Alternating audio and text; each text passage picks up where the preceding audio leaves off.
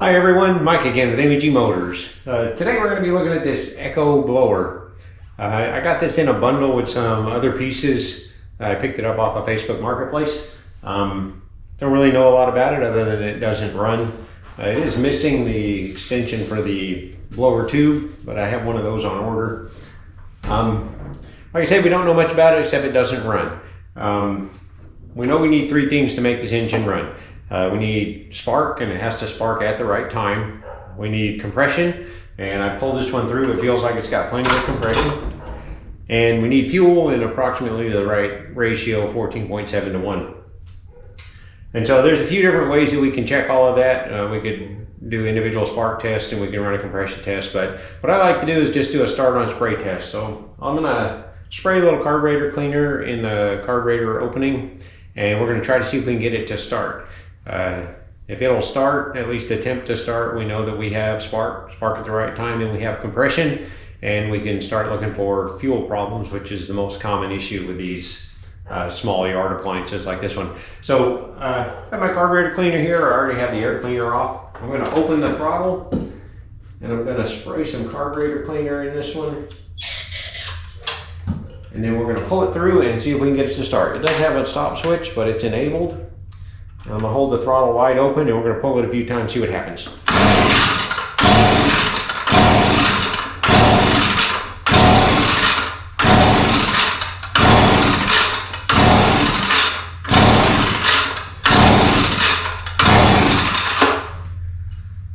Alright, so we did not get a start out of this one. I kind of expected that actually, because when I looked this one over, the fuel lines seem to be okay, and the primer bulb pumps fuel. So most of the time when we have fuel issues, that stuff doesn't work. The fuel lines are broken, or the primer doesn't move any fuel. And I could smell gas when I was cranking it before. So we may have some other troubles with this one. I'm going to pull the spark plug out of this one. We're going to do a spark test and see if we have spark, and see what that looks like, see what the spark plug looks like, and see if maybe that might be the source of the issue on this one. I'm gonna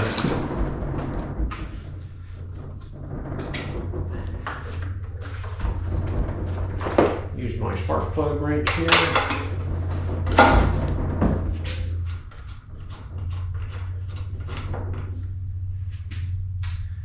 Oh yeah, so here's the spark plug that I just took out of this one. You can see that it looks brand new, and it's covered with fuel. So I suspect somebody has probably already tried to fix this one and replace the spark plug, but obviously that didn't fix the problem. So we're going to run a test right quick to see if it's sparking, and then we'll figure out where we need to go from there. So I'm going to reset the camera for this, and I'll be right back.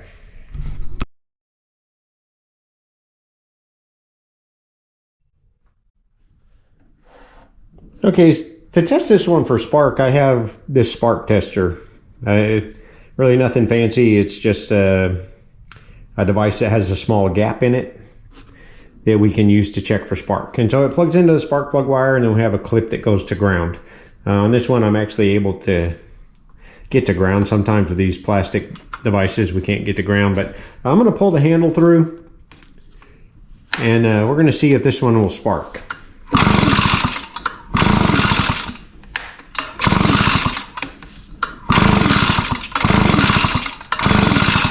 And I'm seeing nothing. So this one appears to have an ignition problem of some sort.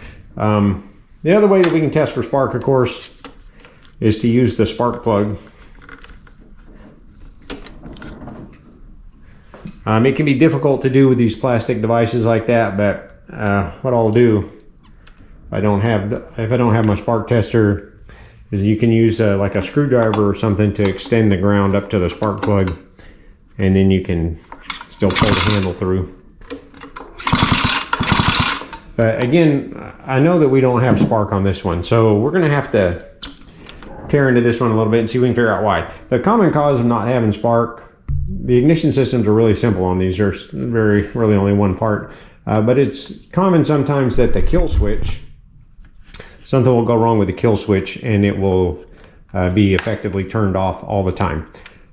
So we're going to have to take a few things apart. We're going to have to take the handle apart and get to the switch, and probably take the this side apart to get to the flywheel. That's where the ignition system is going to be.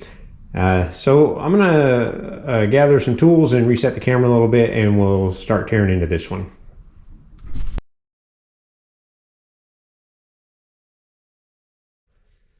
So on this one, I'm going to start by pulling this side cover off to see if I can get to the kill switch up here. It's got a few screws to hold it in place. I'm hoping then the cover will come off and we'll be able to get to the switch and run a test on the switch and make sure that it's working like it should.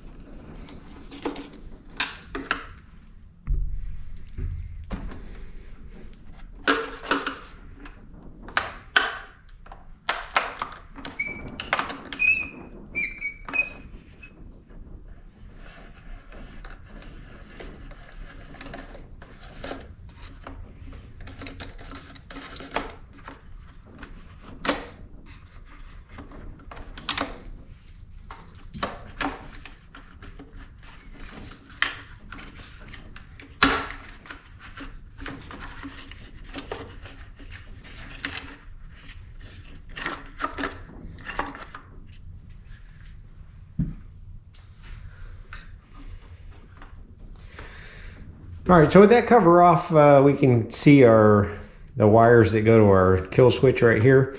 And one of the things that we can do as a test is to simply disconnect the kill switch. So the way the kill switch works is it has this wire, which goes to ground. Hopefully you can see that. This wire goes to ground up through the switch, and then this wire here will extend down to the coil. And when you put the switch in the kill position, it will connect these wires together and ground the coil.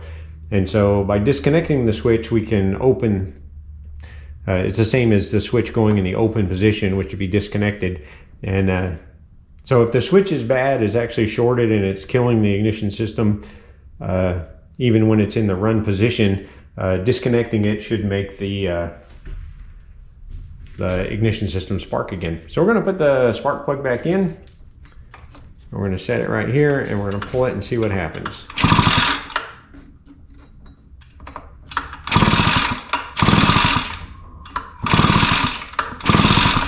And unfortunately, I still don't see a spark. I'm going to try it with my tester as well. Sometimes it's easier to see the spark in this black device than it is in that brand new spark plug. So I'm going to put that right there. We're going to pull this a few times and see what happens.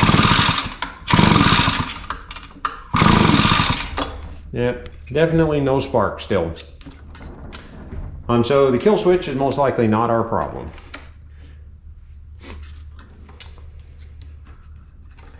And so we're going to have to take this side of the blower apart. The coil is going to be down by the flywheel, and the flywheel is going to be underneath all of this. So we're going to start taking this side apart as well.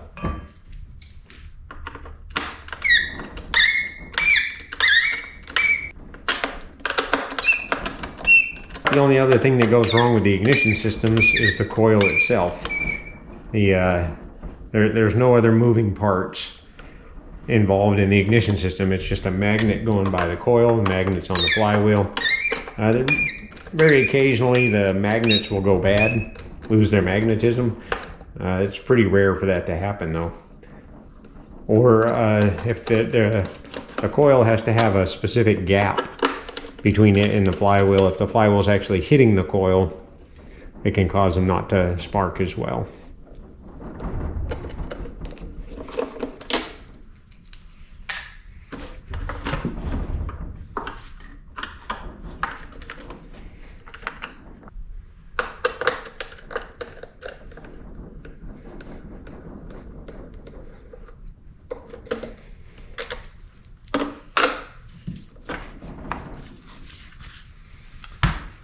So there's the cover off. There's our blower.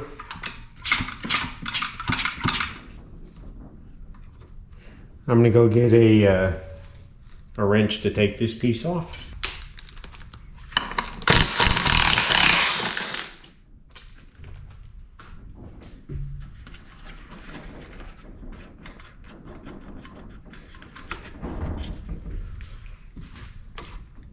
And unfortunately, we still can't see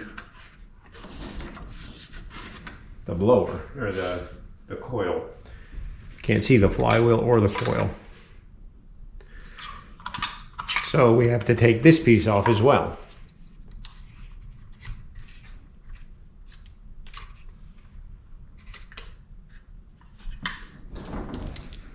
Now let's keep going.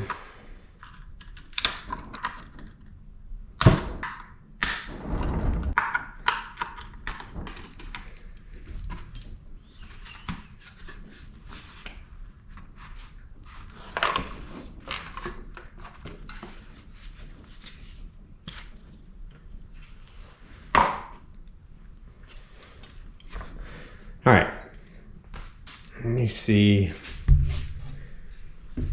So here's the coil. There's the coil, and here's the flywheel. And so we can test magnetism. So here's the magnets, and this one is clearly still magnetized, so that's a good sign. And we do have gap between the coil and the flywheel, which is important. And so these are the only pieces of the ignition system: the flywheel itself with the magnets and the coil. And so if it doesn't spark, it's a pretty safe bet that the coil itself is bad. So we're going to order a coil for this one and put that on and see if that doesn't fix the ignition system, and see if we can make this one run again.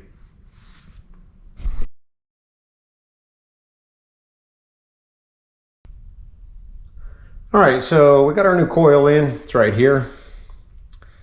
It's not an OEM. This is a Chinese, but looks really, really close to the original. So we're gonna go ahead and put this on. Just got 2 screws holding it on.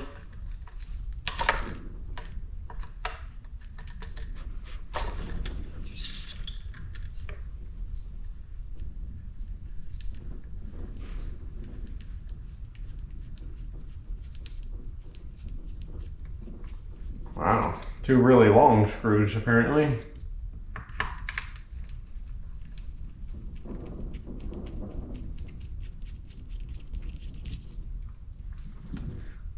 All right, so we're gonna get the old one off, and we're just gonna loosely put this one on for right now. We're not gonna tighten it all the way up.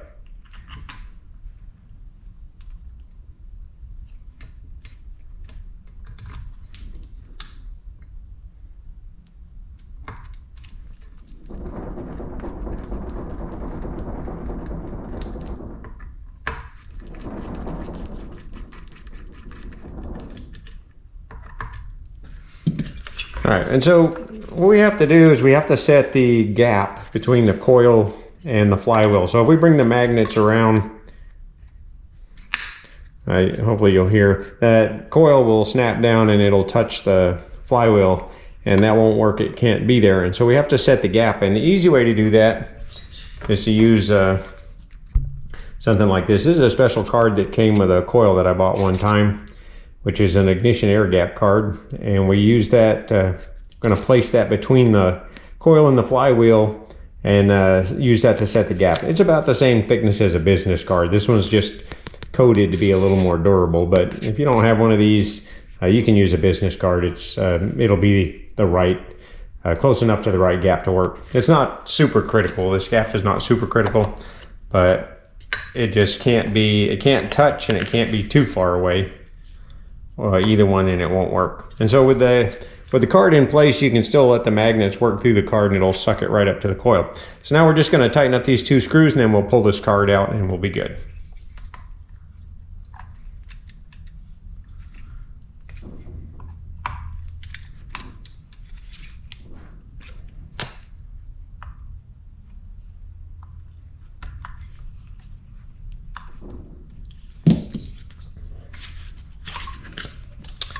All right, so there we have, I don't know if you can see that on the camera. We have a gap right there between the coil and the flywheel. And luckily on this engine, the recoil starter's on the other side, so we're going to be able to actually test for spark before we put any of this back together. So I'm going to try to put the spark plug back in here in the new coil, and I'm going to hold it on the head, and I'm going to pull up. Oh yeah.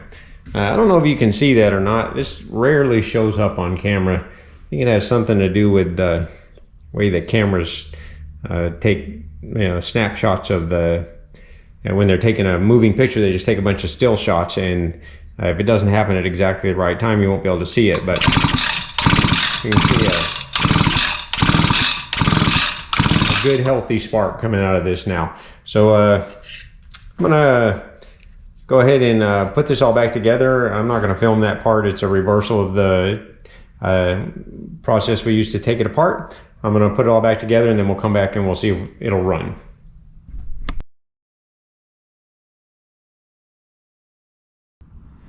Okay, so I have this all back together now.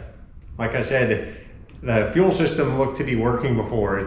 I'm priming the bulb and it's pumping fuel out of the tank. So that all looks good. We have the switch turned on. I did get a new extension piece for the blower tube. We're gonna pull this through a few times and see if we can get it to start.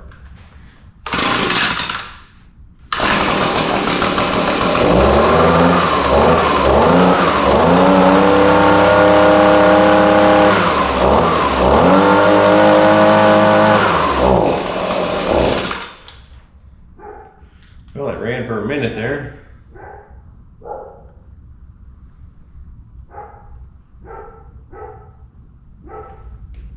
Let's try that again, see if we can get it to start.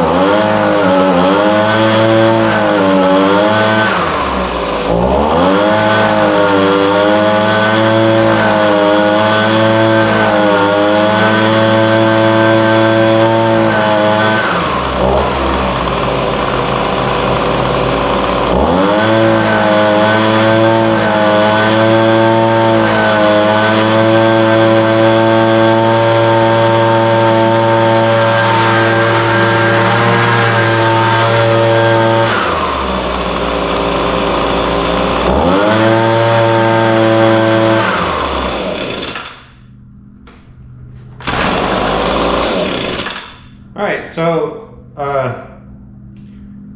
obviously that seems to have fixed the problem. It's running now, at least. It doesn't sound exactly right, and I'm not sure that it needs work yet though. So I'm going to take this one out and in the yard and probably run it a little bit, run a tank of gas through it maybe, and see how it runs. And if it still acts up a little bit like it's been doing, we may do some more work on it, but I have a feeling with a little bit of running, it's probably going to even back out and be fine. So I think we're going to call this one fixed for now, and hope you enjoyed the video. I hope this encourages you to get out and maybe do a little work on your own. They're not that difficult to fix, and so hopefully you'll fix your own and save yourself the expense of buying a new one. And if you like the video, please like and subscribe, and check my playlist for other videos on small engine repair, and we'll see you on the next video.